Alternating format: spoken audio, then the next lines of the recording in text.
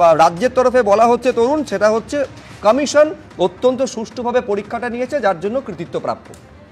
আজকে আমার বক্তব্য শুরু করার আগে একটা কথা বলতে চাই। পাঁশকুড়ার সন্তোষ কুমার মণ্ডল 11-12-এর শিক্ষক ছিলেন। উনি পৃথিবীতে ছিলেন কয়েক ঘন্টা আগে পর্যন্ত, চাপ নিতে পারেনি, মারা গেছেন। তিনি যোগ্য শিক্ষক ছিলেন। তার কয়েকদিন আগে আমরা হারিয়েছি সুবল সোরেনকে, যিনিও শিক্ষক ছিলেন, মারা গেছেন। 9টা বছর অনেকের প্রাণ চলে গেছে আন্দোলনে।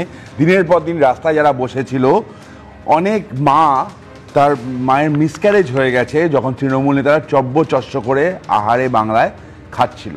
এটা আমরা দেখেছি। আজকে সেই একটা লড়াই। আজকে যখন কথা হচ্ছে স্বচ্ছতা নিয়ে, আগে কথা হোক না। অনেকের এজ পার করে গেছে, যারা পরীক্ষায় আর বসতে পারলো না, তাদের কি হবে?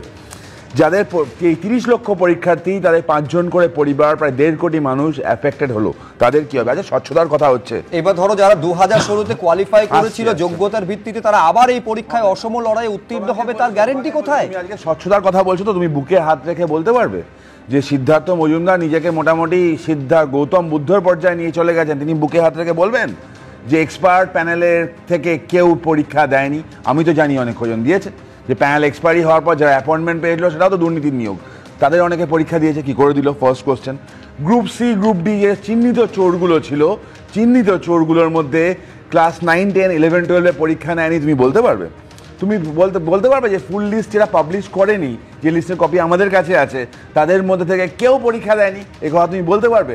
স্বচ্ছতা কোথা থেকে আসলো শুভদীপ? তো আমার মনে হয় স্বচ্ছ নিয়োগের এই ভাবনা আমাদের যদি আবারও ভাবতে হয় যে স্বচ্ছ নিয়োগ হবে কিনা, সেটা লজ্জার হবে। না, charity begins at home. Rajanna স্বচ্ছতা নিয়ে এতগুলো কথা বলছেন, বলার আগে একটু ওনার স্বামী প্রান্তিককে গিয়ে বলুক না। তখন বলতে পারেনি যখন প্রান্তিক জিটিএ নিয়োগ দুর্নীতির 313টা চাকরি বিক্রি করছিল তৃণাঙ্কুরের সাথে মিলে, তখন বলতে পারেনি?